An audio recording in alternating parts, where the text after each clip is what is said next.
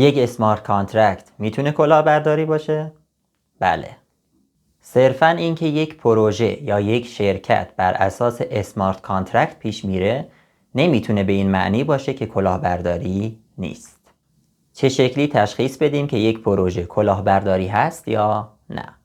اگر پروژه اسمارت کانترکت داشت و مالکین اون هم افراد مشخص و معتبری بودند و نهادهای زیادی هم تاییدش کرده باشند، پروژه نسبتاً امنیه.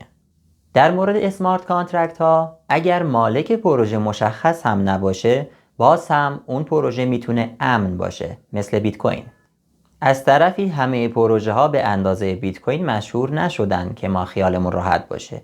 گاهی وقتا به ما یک پروژه جدید معرفی میشه که هویت مالکینش هم مشخص نیست، تنها یک اسمارت کانترکت داره. برای تشخیص امن بودن اون اسمارت کانترکت ما باید از آدرس کانترکت استفاده کنیم. هر اسمارت کانترکت که در بستر بلاکچین ذخیره شده یک آدرس داره که بهش میگیم آدرس کانترکت و دقیقاً شبیه کد رهگیریه. این آدرس کانترکت رو کپی میکنیم و در سایت بلاکچینی که این اسمارت اونجا ذخیره شده بررسیش میکنیم ببینیم که این اسمارت تیک سبز رنگ داره یا نه. اگه تیک سبز نداشت صفحه رو ببندید و باهاش خداحافظی کنید. اما اگر تیک سبز رنگ هم داشت به این معنی نیست که این پروژه کلاهبرداری نیست. شاید داخل متن اون قرارداد نوشته شده باشه که هر کاربری که اینجا سرمایه گذاری کرد کل سرمایه‌ای که واریز کرده برای مالک پروژه بشه و هیچ چیزی به کاربر بر نگرده. ما در دنیای واقعی ابتدا قرارداد رو میخونیم بعد امضا میکنیم. پس اینجا هم همین قضیه برقراره. ما باید ابتدا متن قرارداد رو بخونیم بعد اگر درست بود اونجا سرمایه گذاری کنیم.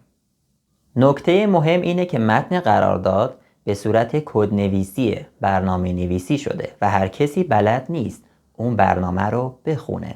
اینجاست که باید شما وقتی یک اسمارت کانترکت تیک سبز داره اون رو بفرستین برای یک متخصص بلاکچین که صحت و سقم قرارداد رو بررسی کنه و تاییدش کنه.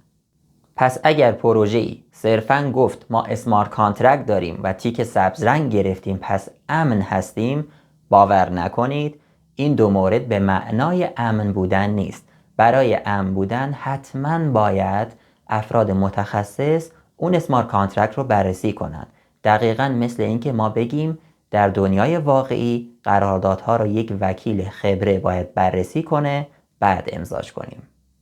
ترس به دلتون راه ندین، پروژه های امن زیادی در دنیای اسمارت کانترکت وجود داره. با من همراه باشید.